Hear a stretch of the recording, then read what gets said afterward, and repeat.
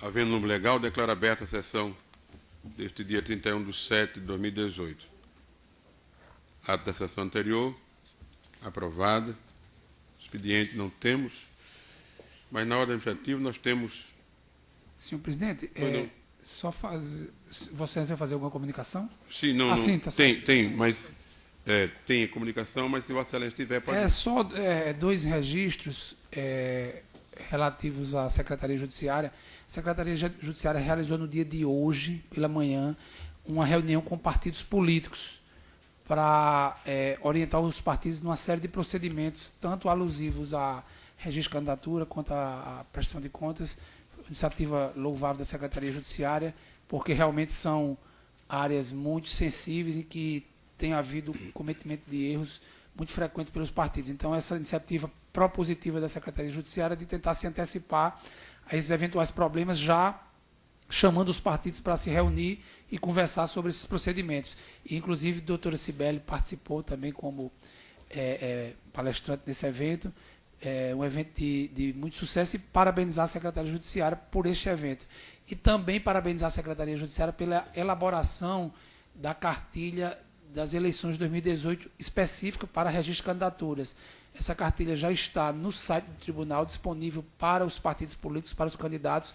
Eu já li a cartilha, ela é bastante didática e também é uma iniciativa louvável da Secretaria, porque tenta evitar problemas no registro de candidaturas, que o partido cometa equívocos e que findam por atrasar a tramitação dos processos de registro de candidatura. Então, parabenizar a Secretaria Judiciária, a doutora Lígia está aqui presente, por essas duas louváveis iniciativas. Todos aprovam essa proposição, inclusive foi noticiado na Tribuna do Norte de hoje. A doutora Lígia fez um contato prévio comigo, eu não pude estar presente em razão de sessão extraordinária da Câmara Civil, da qual faço parte no Tribunal de Justiça, mas de parabéns realmente, doutora Lígia e sua equipe, pela feliz e necessária iniciativa, inusitada, não é? Doutora Lígia, desde que assumiu, tem me falado, e já antes mesmo me falava dessa necessidade da justiça eleitoral, diferentemente de anos idos, não é? Se aproximar da classe política. Por que não fazê-lo?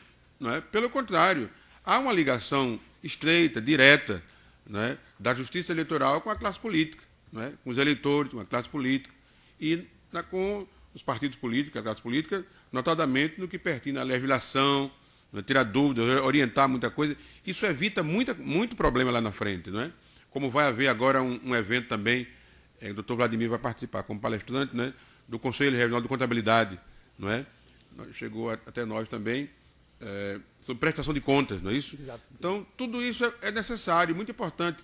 Nós temos visto aqui casos de pequena monta, situações simples, mas que complicam, às vezes, a vida do partido ou de um candidato, porque não tem uma assessoria contábil, não é, específica à altura de apresentar as contas, e muitos processos poderiam ser evitados.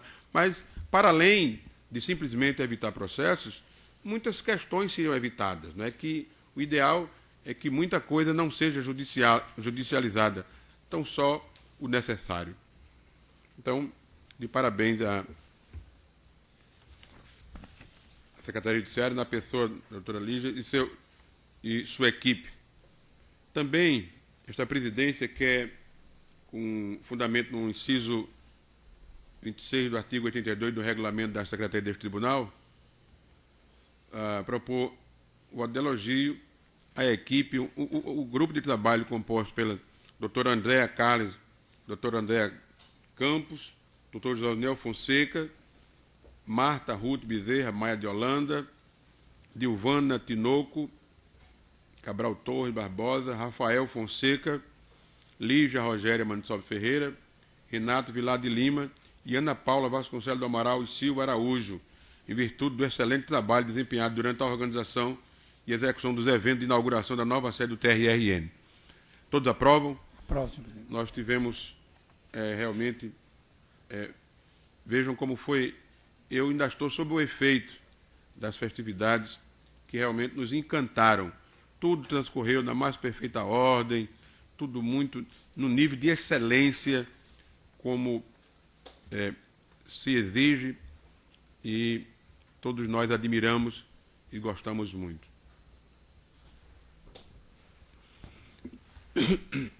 Ainda na ordem administrativa, eu quero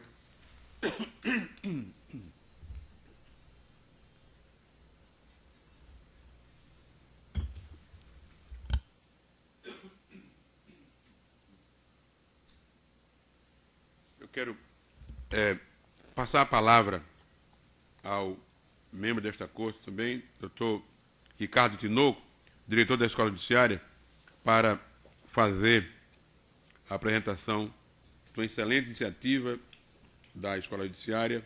Ele vai apresentar agora. Tem a palavra. Obrigado.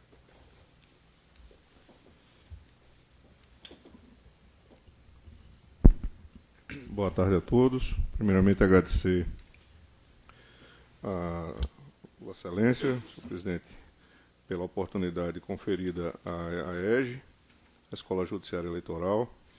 E, bem rapidamente, o meu propósito aqui é fazer a apresentação dessa iniciativa da nossa escola, que tem por finalidade promover um ciclo de palestras a respeito do pleito eleitoral, versando exatamente as temáticas acerca do que é mais relevante do processo eleitoral que se avizinha, né? O ciclo de palestras ele foi pensado prioritariamente para objetivar o esclarecimento da classe política, assim também como dos advogados, servidores, bacharéis em direito e também alunos dos cursos de graduação e de pós-graduação aqui da nossa capital, no respeitante aos temas mais palpitantes do direito eleitoral e que são de grande relevo para o próximo pleito. E, do ponto de vista, digamos assim, metodológico, nossa iniciativa foi prestigiar, sobretudo, a nossa prata da casa. Tanto é que é um evento curto, mas um evento que tem a participação essencial dos membros da Corte, doutor Vladimir Capistrano, com a palestra de abertura, a Lei Eleitoral à Luz da Jurisprudência do TSE. Em sequência, a palestra do doutor Francisco Glauber, Aspectos Constitucionais do Processo Eleitoral.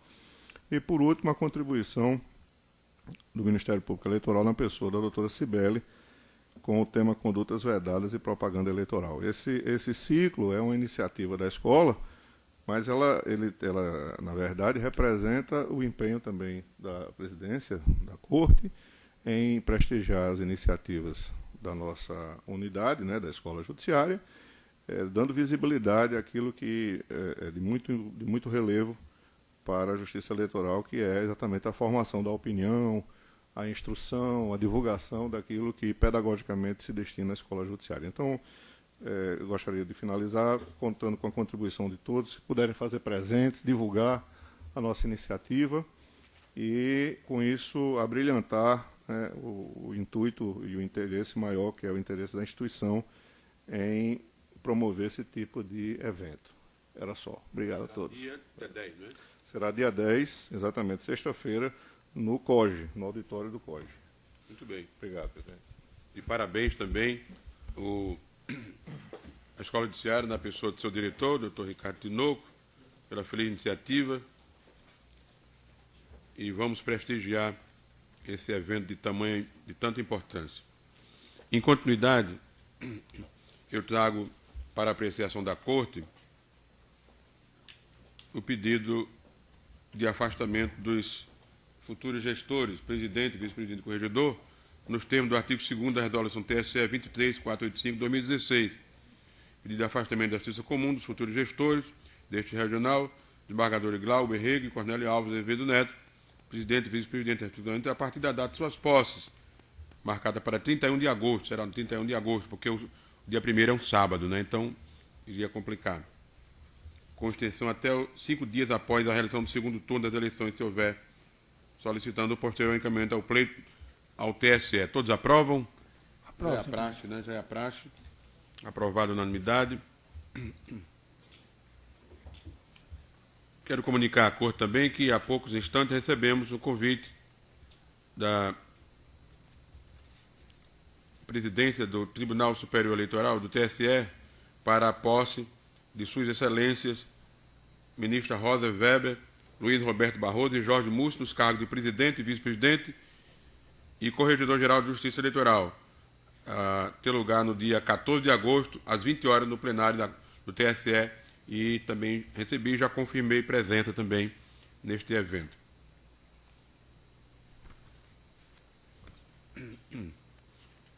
Temos também um processo administrativo, a resolução que dispõe sobre a competência dos juízes auxiliares, que é uma previsão do artigo 96 da Lei 9504/97 e da resolução TSE 23.547 de 2017.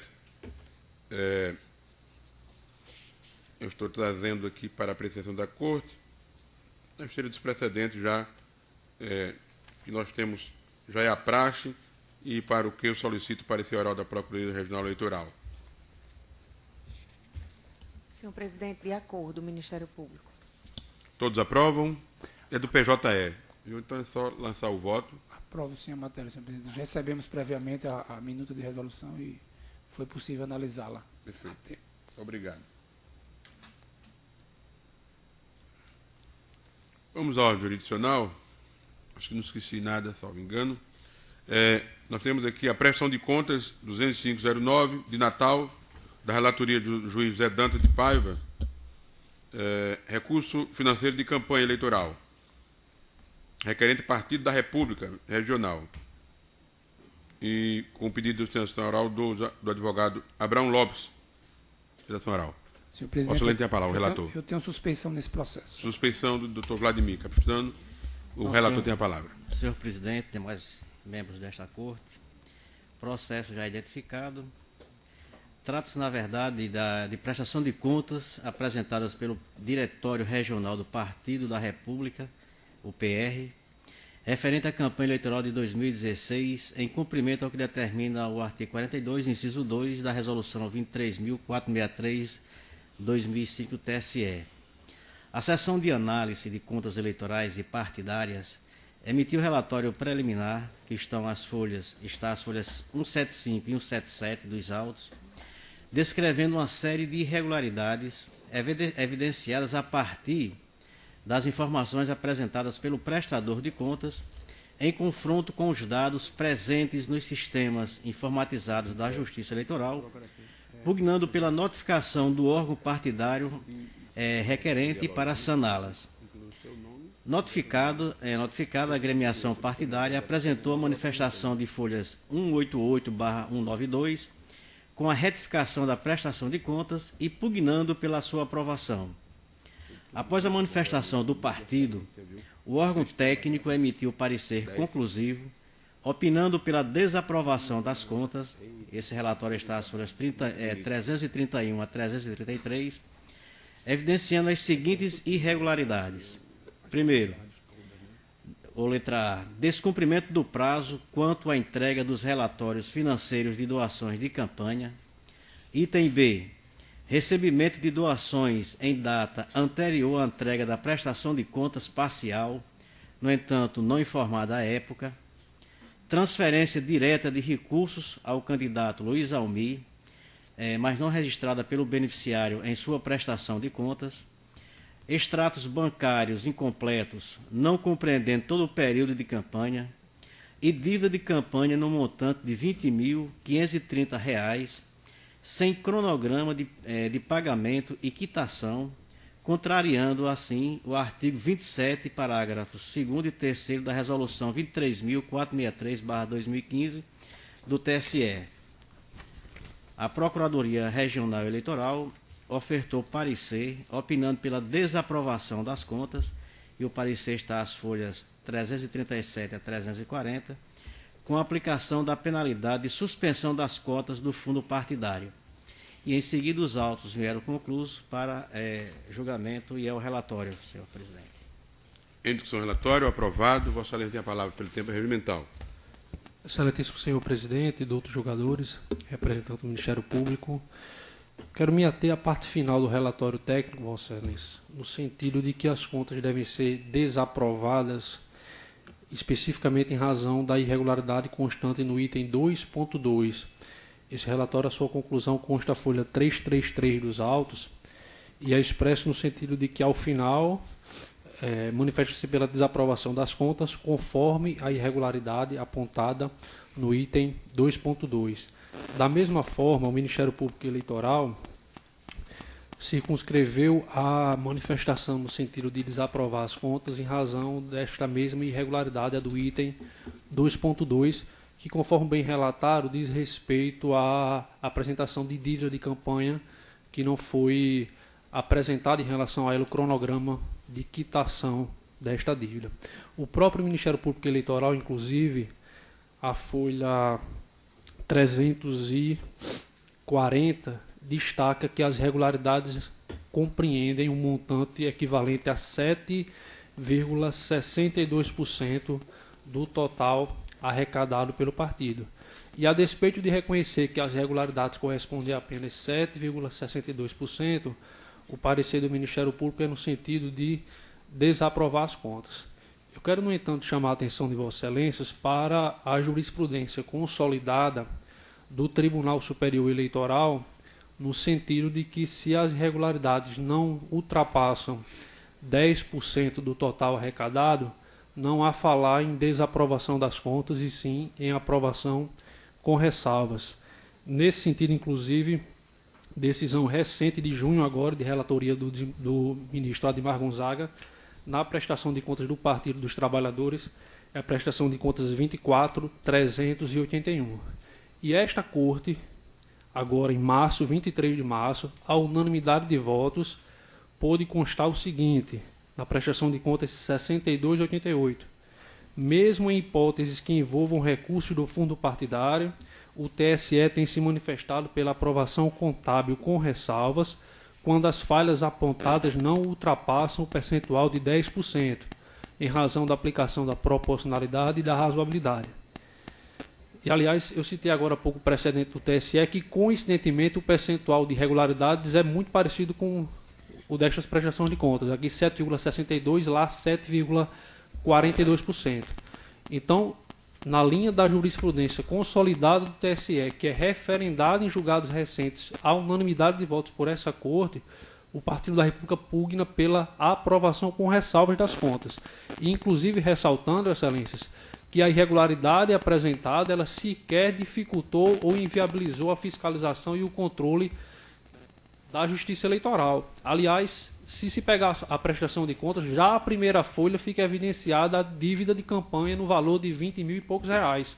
Quer dizer, o partido apresentou essa informação para a Justiça Eleitoral, em nenhum momento escondeu a dívida, como muitas vezes acontece, de se utilizar de mecanismo contábil no sentido de esconder a existência da dívida. Não foi isso. O partido mesmo apresentou à Justiça Eleitoral a informação de que existia uma dívida de campanha.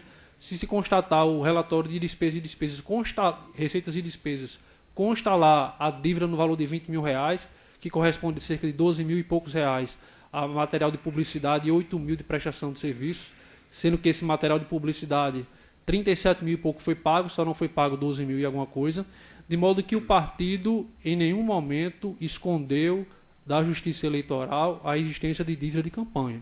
Inclusive, o relatório técnico e o parecer do Ministério Público se reportam à necessidade de assunção da dívida, que, no entanto, pela resolução do TSE, não é necessário por se tratar de dívida do partido. Se tratasse de uma dívida de candidato, aí com certeza o partido haveria de assumi-la. Como, no entanto, se trata de uma dívida do partido, não há necessidade de assunção, porque a dívida já é do partido. Aliás, o que o Diretório Nacional faz é autorizar a assunção da dívida pelo Diretório Regional, que é o prestador das contas. Sequer o Diretório Nacional assume aquela dívida. Na verdade, o próprio Diretório Regional é quem vai responder por ela, como aqui poderá, inclusive, continuar a responder e pagar a dívida que está colocada. Então, nesse sentido, baseado no próprio parecer do órgão técnico, no parecer do Ministério Público, que pugnam pela desaprovação das contas, exclusivamente com base nessa irregularidade, inclusive textualmente, no caso do Ministério Público, cita que a irregularidade não ultrapassa 10% das despesas e dos recursos arrecadados, e com base na jurisprudência dessa Casa e do Tribunal Superior Eleitoral, o Partido da República pugna pela aprovação com ressalvas de suas contas. Muito obrigado. Relator. Senhor presidente, são várias as irregularidades, e desde o item, são vários itens: descumprimento do prazo quanto à entrega dos relatórios financeiros, recebimento de doações em data anterior à entrega da prestação de contas, transferência direta de recursos para o candidato Luiz Almir, extratos bancários incompletos. Essas irregularidades, todas elas foram sanadas em cima do que diz a própria legislação e de precedentes, tanto aqui do Tribunal Regional Eleitoral quanto de outras cortes. Então, em relação a esses itens, estão sanados, não há o que se discutir. Então, eu passarei a relatar, a votar, a julgar, em cima exatamente da controvérsia que foi trazida pelo Ministério Público e pelo advogado do partido.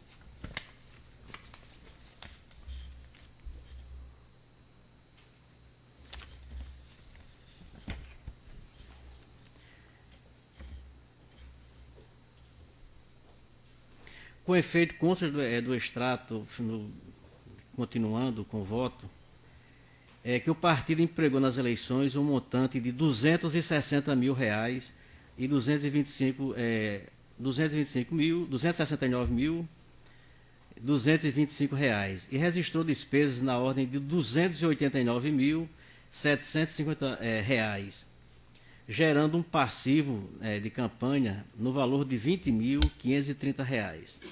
O artigo 27, parágrafos 1º, 2º e 3º da Resolução 23463 de 2015, determina que eventuais débitos de campanha devem estar integralmente quitados até o prazo de entrega da prestação de contas à Justiça Eleitoral.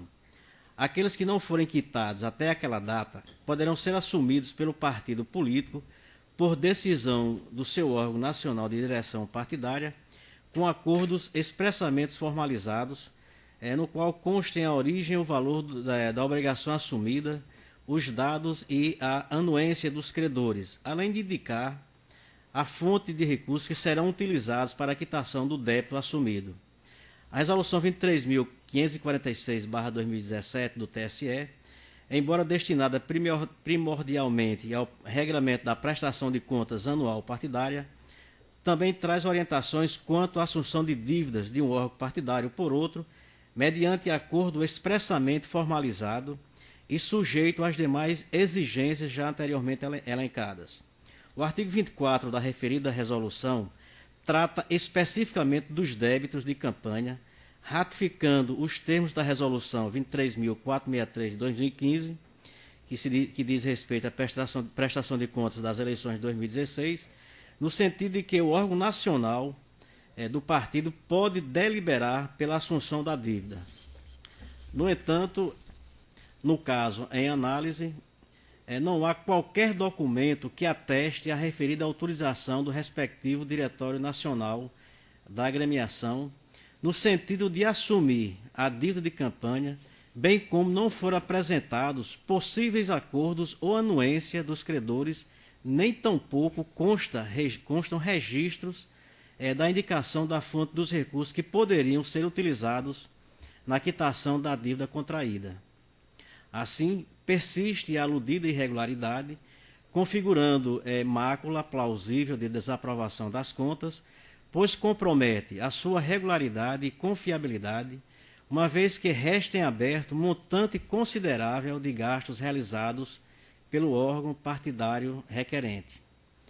E trago aqui algumas jurisprudências de algumas cortes da nossa federação, que, de uma forma bem contundente, diz que a existência de dívidas de campanha não assumidas pelo órgão partidário nacional em valores relevantes constitui irregularidade grave a ensejar a desaprovação das contas.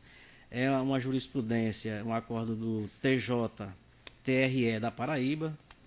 Tem outro também aqui do Pará, no mesmo sentido, e eu estou lendo somente no acordo aquilo que interessa, que diz que dívida de campanha não assumida pelo partido é fato grave, que enseja a desaprovação das contas. E diante de tudo que foi dito, senhor presidente, em consonância com o parecer da Procuradoria Regional Eleitoral, voto pela desaprovação das contas do órgão de direção estadual do Partido da República, o PR, no estado do Rio Grande do Norte, pertinente à campanha eleitoral de 2016, determinando a suspensão do recebimento das cotas do fundo partidário pelo período de apenas 3 meses, a contar do ano seguinte ao trânsito em julgado da decisão de desaprovação, nos termos do artigo 68, parágrafos 3º e 5º da Resolução 23.463 de 2015 do TSE, e é como voto, senhor presidente. Algum pedido de esclarecimento? Senhor presidente, eu teria um pedido de esclarecimento no tocante à precedente desta Corte quanto ao percentual dessa irregularidade que há. Tem um julgado que foi da minha relatoria. Foi citado na tribuna. Exato, exato. E paralelo entre se trazer esse percentual. Julgamento de outra TSE, parece, né? Vossa Excelência citou. Porque há entendimento da Corte que se esse percentual for insignificante, aplicar seria o princípio da proporcionalidade e com aprovação com ressalvas. E também a questão desta assunção de dívida, eu fico em dúvida se essa aplicação se cabe também, no caso, como é o próprio partido, porque não há como ele negar a dívida. Porque o raciocínio é o seguinte: o candidato tem um CNPJ, uma conta específica para a eleição. Fim da eleição, aquela figura daquela conta corrente desaparece, né? Ela é feita, aquela conta corrente, somente para fins de prestação de contas da Justiça Eleitoral. Mas o partido político não, ele persiste, ele continua, é uma pessoa jurídica que permanece no tempo, né? Então, como a dívida é do partido, permanece com o partido, não há como fugir disso. Então, eu teria esses 2 esclarecimentos a requerer. Eu levei em consideração, desembargador, senhor presidente, primeiro, o valor, mais de R$20 mil, e a ausência de qualquer ajuste de como vai ser pago esse valor. Para nós é uma situação grave, não há como pagar, ninguém cita a fonte, quem vai assumir essa dívida, como vai ser paga a fonte desses recursos. Então, diante do valor e da ausência de qualquer ajuste entre as agremiações, entre os diretórios, quer seja nacional ou estadual, ante a ausência de qualquer termo ou alguém que assuma essa dúvida, foi que nós entendemos que há a necessidade de desaprovação. Alguém mais? Eu divijo pela aprovação com ressalva. Vossa Excelência vota pela aprovação com ressalva. Alguém mais diverge do relator? Alguma divergência mais do relator? Todos anuem então, o voto do relator, exceção do doutor André. Então, proclamo o resultado. Senhor presidente, pois não. Antes que Vossa Excelência proclame o resultado, eu trago excelência. também mais uma indagação aqui. Pois não. Não no sentido da aprovação com ressalva, que eu concordo com o relator no sentido da desaprovação, em face até de jurisprudência do próprio TSE, que essas despesas deveriam estar já assumidas pelo órgão partidário no momento da prestação. Com um plano, tem toda uma sequência, todo um procedimento adequado. Tem que ter um plano de pagamento. Então, em relação à desaprovação, eu não vejo como discordar do raciocínio desenvolvido pelo relator neste momento. Eu apenas questiono o seguinte: o prazo de suspensão. Eu faço muito essa colocação do prazo de suspensão de cotas do fundo, porque nós estamos tendo, inclusive, essa discussão sobre a caracterização da desaprovação. O doutor André, pertinentemente, faz uma colocação aqui sobre a aprovação com ressalva e cita um precedente já dessa casa. Então, eu lanço o questionamento aqui aos demais colegas se esse prazo de suspensão não poderia ser um pouco menor do que os 3 meses. Os 3 meses representa, digamos assim, 1/4 do máximo que é aplicado. Nós já tivemos algumas situações de aplicar uma suspensão que vai ter um caráter pedagógico também, não só punitivo, mas de um prazo menor. É um questionamento que eu lanço, mas Se a maioria delibera por manter nas condições propostas pelo eminente relator, eu me acosto. Doutor Luiz Gustavo, se me permite, senhor presidente, duas considerações que eu acho relevantes aqui. Primeiro, a consideração feita por doutor André no que tange a aplicação da proporcionalidade. Há um outro processo que nós decidimos aqui e que aparentemente não tem muito a ver com esse caso, mas a meu ver tem, que foi uma prestação de contas, salvo engano, da prefeita de Mossoró, e a discussão, o relator foi o doutor Vladimir, era sobre se incidiria ou não a questão de doação de pessoa jurídica. Essa era a discussão naquele processo, e a votação se encaminhou pela aprovação das contas, porque tinha sido apresentado o plano de dívidas e de assunção das dívidas por parte do partido político, e com base nisso restou afastada a sanção da reprovação de contas.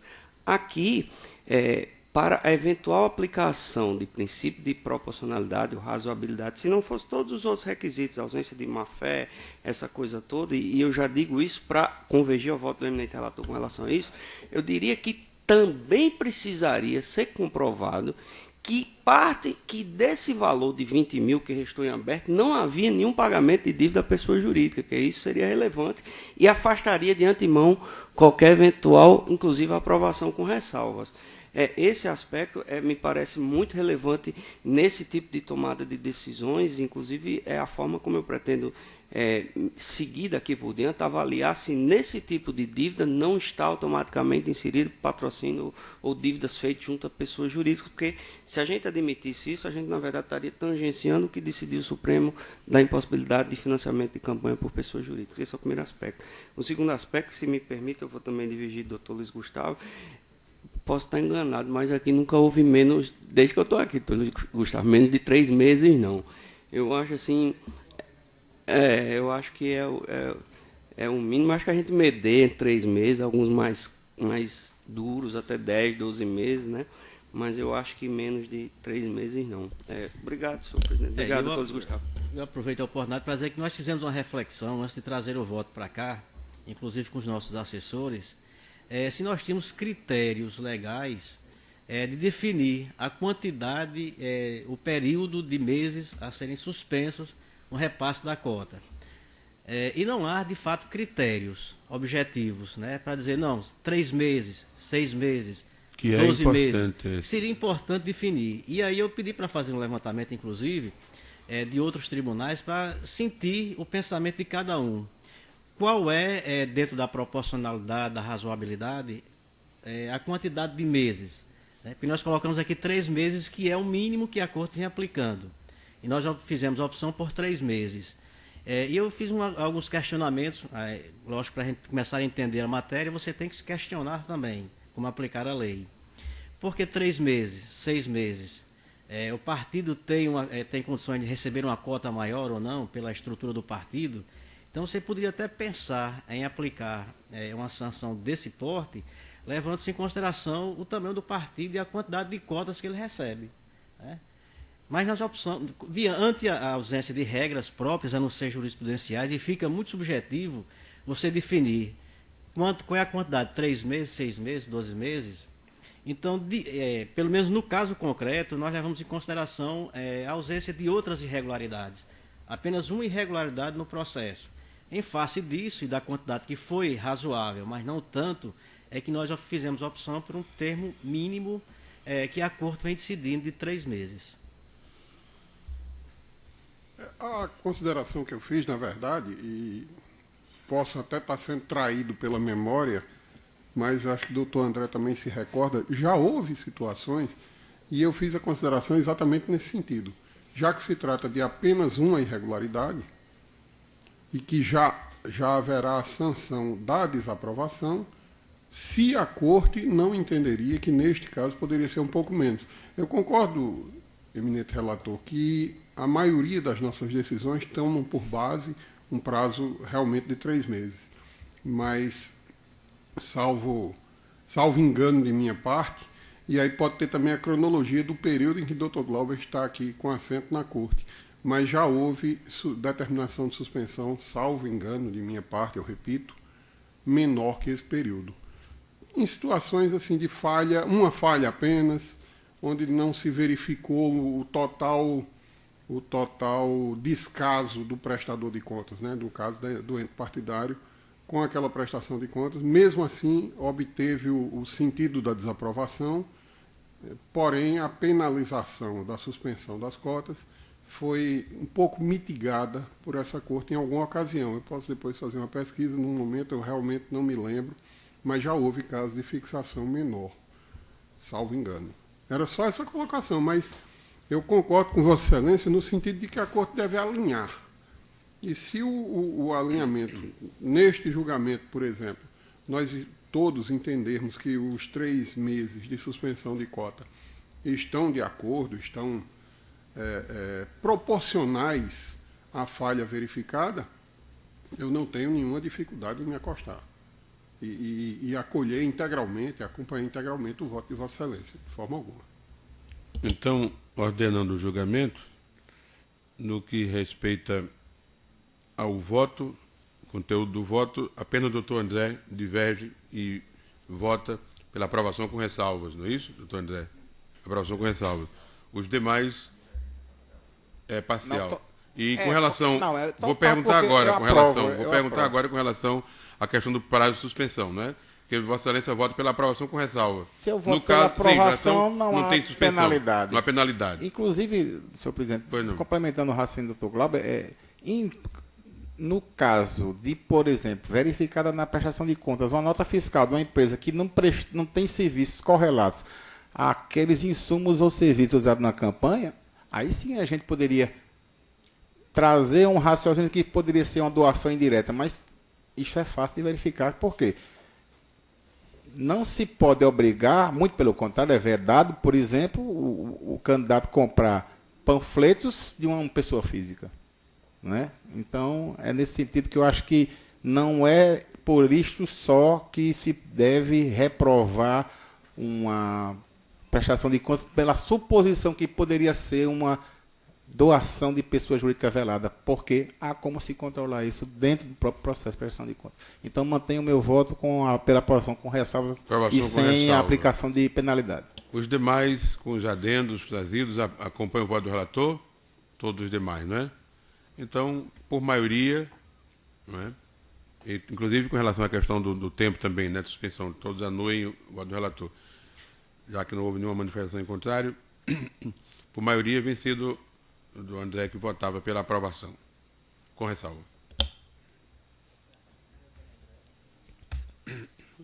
Temos agora o mandato de segurança 060-005, é do PJE, de Jandaíra, do relator Dr. Juiz André Medeiros, apuração, totalização de voto, diplomação, impetrante Gilvani de Souza Martins, autoridade coatora, juízo da 10ª Zona Eleitoral de João Câmara e litisconsorte passivo Valéria Jaciara Severiano Costa. Tem mesmo, Excelência? Sim, senhor presidente. Vossa Excelência tem a palavra. Senhor presidente, senhor relator, eu quero só fazer um esclarecimento à Corte.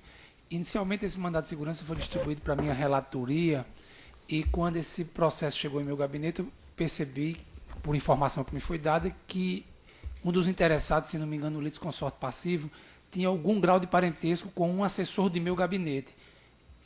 Não havia nenhum tipo de ligação ou suspensão comigo, mas tinha com um assessor, e eu achei conveniente que esse processo não ficasse no gabinete para evitar qualquer tipo de situação constrangedora para mim. E por isso afirmei suspeição.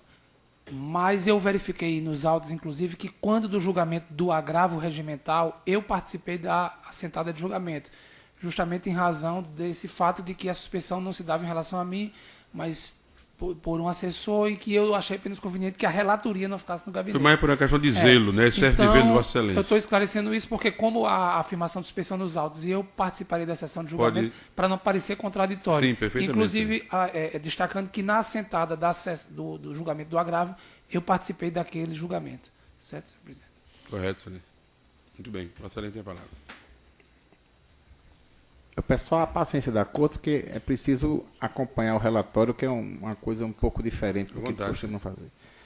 Gilvani de Souza Martins impediu o mandato de segurança com pedido liminar em face de determinação pela autoridade coatora do cancelamento do seu diploma de candidato eleito vereador do município de Jandaíra, pelo MDB, antigo PMDB, bem como a expedição de diploma em favor da candidata Valéria Jaciara Severiano Costa.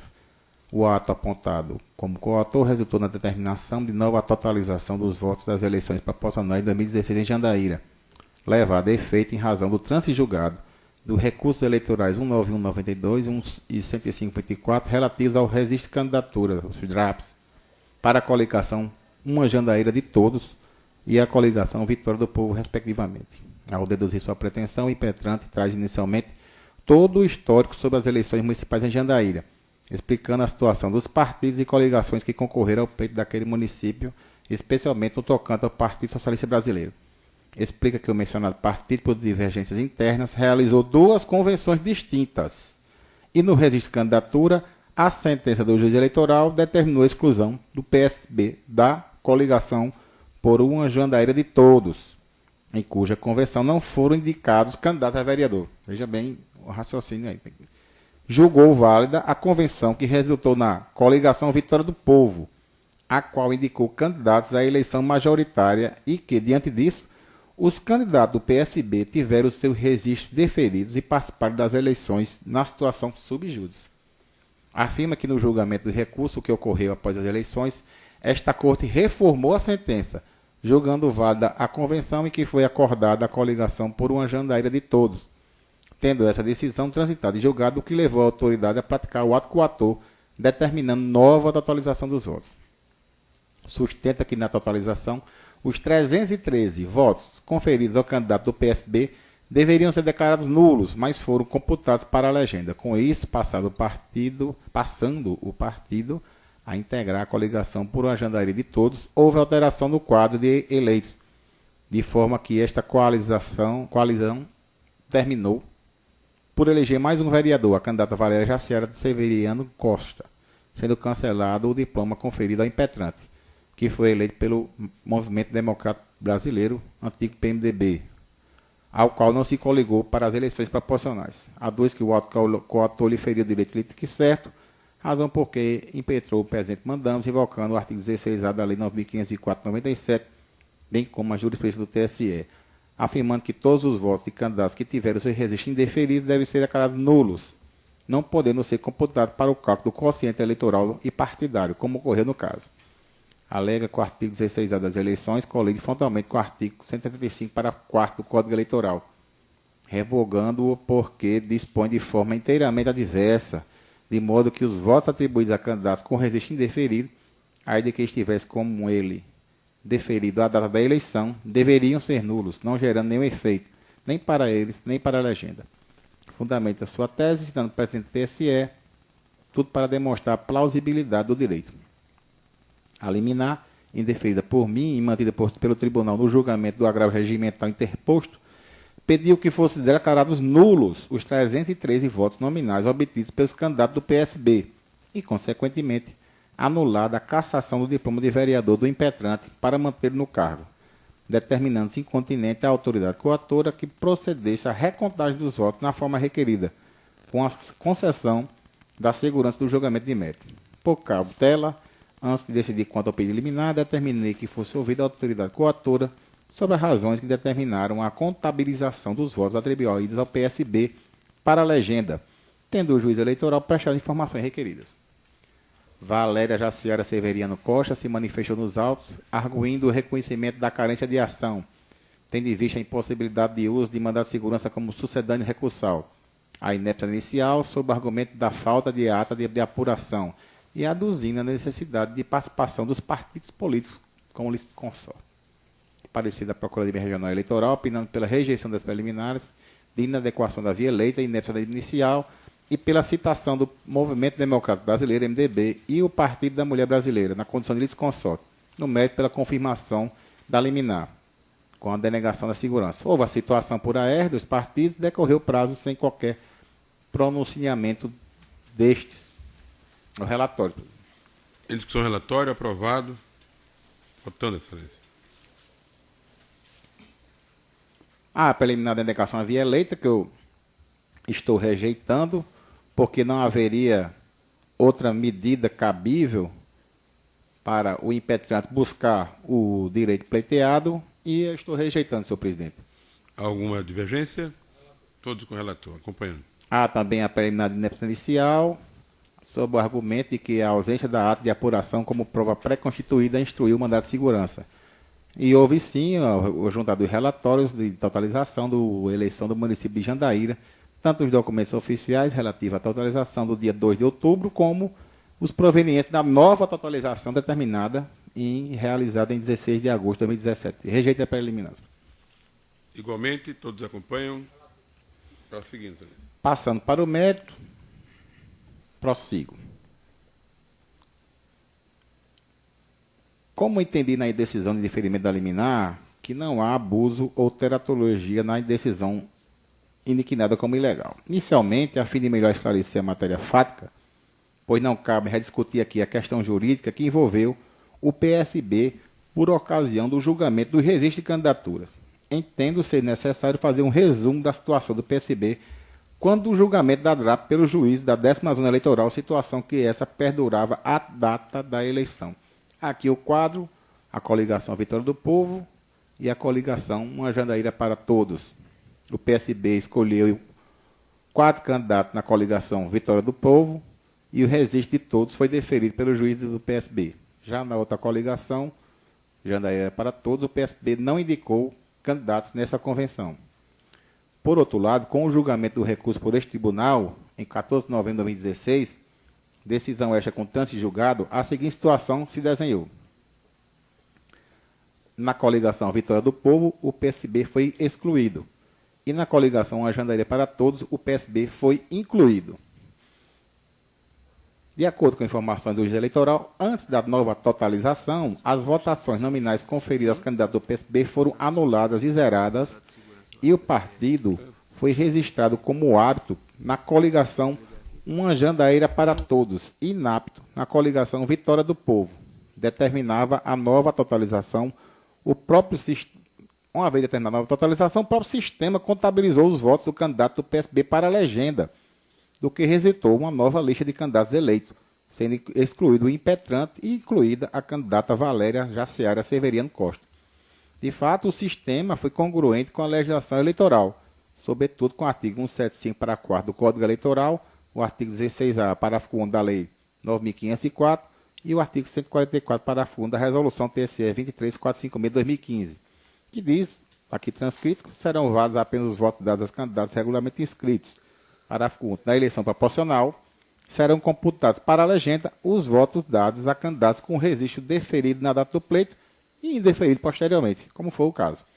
Como visto, ao contrário do alegado pelo impetrante, no artigo 175, parágrafo 4 do Código Eleitoral, não foi afastado pelo artigo 16A das eleições. Essa matéria já foi exaustivamente discutida pelo TSE, tanto em processos em que se apreciava o registro de candidatura, quanto nas ações autônomas que resultaram em cassação do registro, como se observa na emenda que aqui transfiro e deixo de lê-la, que está disponível para vossas excelências. E mais, também houve ampla discussão no julgamento do mandado de segurança 4308/27, semelhante ao hora apreciado, no qual se requeria o recálculo do quociente eleitoral, computando-se os votos dos candidatos com o registro indeferido pela legenda. O fato da TSE é das normas que regem as eleições e o faz com fundamento da lei, logicamente, e também levando em consideração sua jurisprudência. Assim, para a eleição de 2016, a Resolução 23.456/2015 previu no seu artigo 144, parágrafo único, que na eleição proporcional serão computados para a legenda os votos dados a candidatos com registro deferido no pleito e indeferido posteriormente. Senhor presidente, é muito simples. O próprio sistema da recontagem eletrônica segue as resoluções e a lei. Na hora a juíza recebeu a ordem de excluir aquela coligação e incluir o partido noutra coligação, o sistema já totaliza e dá o resultado final. É de se concluir, por óbvio, que os sistemas informatizados desenvolvidos pelo TSE, como o sistema de totalização, foram estruturados a partir desses parâmetros, de modo a torná-los congruentes com a norma, refletindo o que se determinou o legislador a editá-la. Com isso, tem que a autoridade coatora apenas atualizou a situação do PSB e dos seus candidatos com base na decisão transitada de julgado deste tribunal, não foi determinada a destinação dos votos para a legenda. O próprio sistema assim os contabilizou, como observa os seguintes trechos nas informações prestadas pela juíza, que aqui transcrevo e peço licença para não lê-las. Por último, ressalto que não cabe a discussão, no âmbito do mandado de segurança, sobre o acerto ou desacerto da forma como foi desenvolvido o sistema de totalização das eleições de 2016 pelo TSE, sobretudo quando previsto na forma do artigo 141 da Resolução 23.456, a reclamação contra a ata geral das eleições e documentos nos quais foi baseadas, inclusive arquivos ou relatórios gerados pelo sistema de votação e totalização. Conforme já visto, os candidatos do PSB estavam com registro deferido na data da eleição. Assim, seus votos devem ser computados para a legenda, daí porque entende correto o ato apontado como coator que, ao determinar a nova totalização, o fez em harmonia com as prescrições legais que regem a matéria, notadamente o artigo 144, parágrafo único, e o artigo 183, ambos da Resolução TSE 23.456/2015, que regulamentou a eleição da época. Com essas considerações e consonância com o parecer ministerial da Procuradoria Regional Eleitoral, denego a segurança, confirmando a decisão proferida liminarmente. É como eu voto, senhor presidente.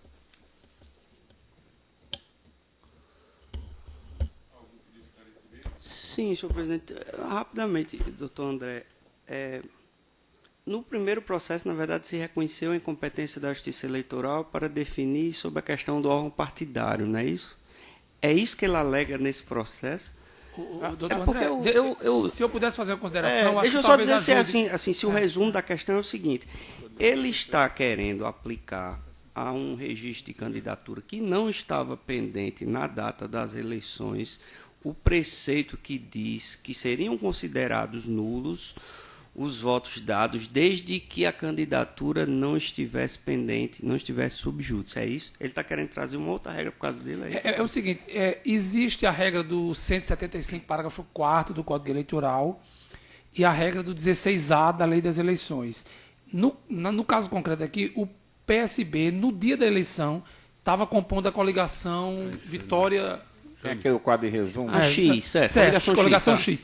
Com o registro de candidaturas dos cargos proporcionais deferidos. Certo. Ou seja, o eleitor que votou nesses candidatos no dia da eleição estava com o registro deferido. Posteriormente, uma decisão daqui do TRE mudou o partido de uma coligação para outra. Certo. O que ele está pretendendo nesse mandado de segurança? Que os votos dados a esses candidatos a vereador sejam tidos como nulos, não sejam contabilizados nem para uma coligação, nem para outra. Sob o argumento da aplicação do artigo 16A da Lei das Eleições. É esse o pedido da inicial. Que trata da questão do candidato que concorre subjúdice. Certo? Só que o artigo 175, parágrafo 4º, diz que quando o candidato está com a candidatura subjúdice, mas com o registro deferido, que era o caso, os votos dele são contabilizados independente da sorte que seja dada a esse registro posteriormente. É só essa discussão. O aparente conflito de normas entre o 175, parágrafo 4º, e o 16A. Inclusive, o autor cita na inicial, o impetrante, várias decisões do TSE de 2010, que foi a primeira eleição em que o 16A teve vigência, no sentido de que prevalece o 16A sobre o 175, parágrafo 4º. Mas esse entendimento foi superado pelo TSE já na eleição seguinte, na de 2012. E desde 2012 para cá, o entendimento do TSE é no sentido de que o 16A não revogou o 175, parágrafo 4º. Se Vossa Excelência veio a informação da juíza, em resumo, ela diz o seguinte: eu só fiz cumprir a decisão do TRE e coloquei os dados no sistema. E o sistema automaticamente já diz eleitos, não eleitos. E apresentou um novo quadro. Porque justamente não tem nem como se... Até é estranho, né? Mas eu tenho dúvida, eu não tenho como. Isso. E isso iria além, porque é o seguinte, na verdade, não dá nem para dizer que foi um ato ilegal da magistrada. Não, nem não mandado de o ato segurança ilegal caberia. talvez pudesse ter sido do computador. Porque era que proclama. Porque era que proclama, né? Isso. Só isso. Você não pode ser acusado de agir ilegalmente se você está cumprindo a lei. Mas o raciocínio dele não se aplica para a eleição proporcional, né? Não, ele fez o raciocínio da eleição majoritária para a eleição. É só, o conflito em tese é esse. Na verdade, o que ele quer é que a gente acate o entendimento de que o parágrafo 4 do 175 foi revogado. Quando não foi, o TSE diz que não foi, claramente. É tanto que o programa E a resolução do TSE diz isso. Se Vossa Excelência não já tivesse lavrado esse brilhante voto, eu ia propor simplesmente não conhecer, porque eu entenderia que não é caso de mandado de segurança. Mas como Vossa Excelência já lavrou, eu vou acompanhar integralmente com louvor o voto, Vossa Excelência. Com o relator, senhor presidente. Todos com o relator, sem divergência. Só, antes de declarar encerrada a sessão, dar conhecimento à Corte que o prefeito vice-presidente de pendências, que foi cassado aqui, não é isso? Pendências, né? Ajuizaram mandado de segurança no TSE e conseguiram eliminar, interferiram a liminar para concedo provimento liminar pleiteado, determinando como consequência a suspensão da ordem de afastamento imediato dos cargos até a publicação do acordo dos embargos de declaração opostos. Ministro Tarcísio Vieira de Carvalho Neto. Só até a publicação do acordo dos embargos de declaração, né? Não há mais processo mesmo para julgamento. Presidente, Pois não. A liminar parece-me que é do ministro Fux, né? Acho que o ministro Tarcísio apenas comunicou. Perfeito. Está encerrada a sessão. Não há mais processo mesmo. Declaro encerrada a sessão.